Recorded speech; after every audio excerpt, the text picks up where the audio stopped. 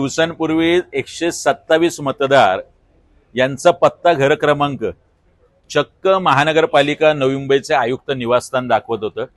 आज माझ्या समोर बेलापूर विधानसभेचा यादीभाग क्रमांक 366 आहे।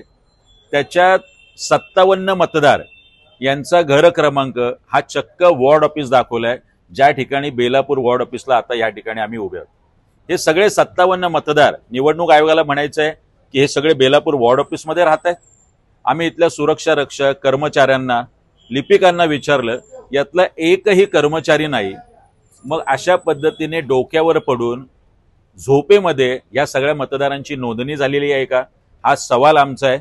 मुळातच आता निवडणूक आयोग आणि निवडणूक आयोगाचे अधिकारी आणि बीएलओ यांचा शाल श्रीफळ देऊन मुळातच जाहीर सत्कार केला पाहिजे की काय, अशी कल्पना सुद्धा मनसे म्हणून आम्हाला सुचलेली आहे।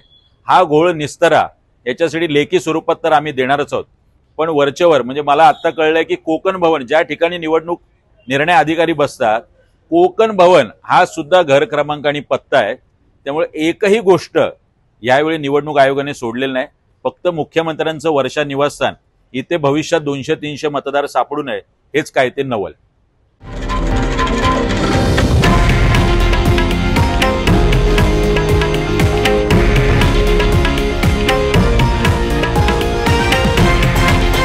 हे आहे देशातील नंबर 1 न्यूज नेटवर्क आणि आपण पाहत आहात TV9 मराठी, एकमेव।